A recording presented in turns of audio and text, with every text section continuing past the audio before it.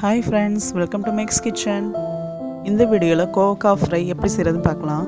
முன்னாடி என்னுடைய சேனலை சப்ஸ்கிரைப் பண்ணலைன்னா மறக்காமல் சப்ஸ்கிரைப் பண்ணிக்கோங்க. பக்கத்தில் பெல் ஐக்கானை கிளிக் பண்ணுங்கள். வாங்க வீடியோக்குள்ளே போகலாம். நான் ஒரு 1/2 கிலோ கோவக்காய் இந்த மாதிரி கட் பண்ணி வச்சுருக்கேன்.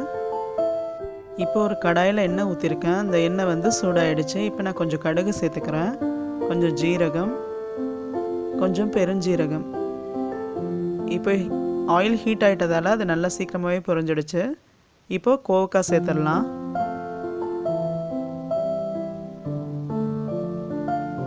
இப்போ கோவக்காய் எல்லாத்தையும் நல்லா சேர்த்தாச்சு. இப்போ இந்த ஆயிலில் வந்து இதை ஃப்ரை பண்ண போகிறோம்.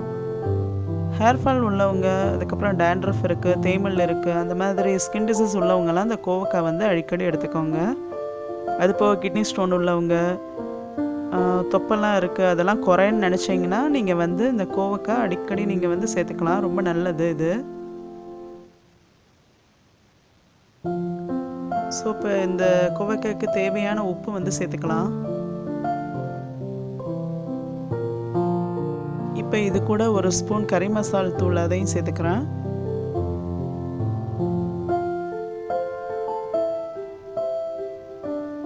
ஒரு 2 ஸ்பூன் வந்து குழம்பு பொடி சேர்க்குறேன். இந்த குழம்பு பொடியில் பார்த்தீங்கன்னா அதில் வந்து தனியா, அப்புறம் மஞ்சத்தூள், அதுக்கப்புறம் மிளகா எல்லாமே இன்னும் கொஞ்சம் ஐட்டம்ஸும் இதில் சேர்த்து தான் வந்து குழம்பு பொடி செஞ்சு வச்சுருக்கோம். அதனால் இது மட்டும் சேர்த்தாலே, எல்லா கிரேவிக்கும் இது மட்டுமே சேர்த்தாலே போதும். வேறு திரும்ப தனித்தனியாக எதுவும் சேர்க்க தேவையில்லை. இதில் கொஞ்சம் காரம் கம்மியாக சேர்த்துருக்கால நான் திரும்ப சில்லி பொடி வந்து கொஞ்சம் ஆட் பண்ணிக்கிறேன். இது வந்து காஷ்மீரி சில்லி பொடி தான், காரம் கம்மியாக தான் இருக்கும். அதனால் 2 ஸ்பூன் ஆட் பண்ணிக்கிறேன். இப்போ இந்த குழம்பு பொடி, கறி மசால் பொடி, உப்பு எல்லாமே கோவக்காயில் படுற மாதிரி நல்லா மிக்ஸ் பண்ணியாச்சு. இப்போ நான் சும்மா கொஞ்சம் தண்ணி வந்து அதில் தெளித்து விடுறேன். ஏன்னா அப்போ தான் அது சீக்கிரம் வேகும். சும்மா கொஞ்சம் தண்ணி வந்து தெளித்து விட்டால் போதும், ரொம்பலாம் சேர்க்க தேவையில்லை. இப்போ ஒரு மூடி போட்டு ஒரு 5 நிமிஷம் வேக வைக்கலாம். இப்போ 5 நிமிஷம் ஆயிடுச்சு. கோவக்காய் நல்லாவே வதங்கி இருக்கு. அப்பப்போ கலந்து விட்டுக்கணும், இல்லைன்னா அடிப்பிடிச்சிரும்.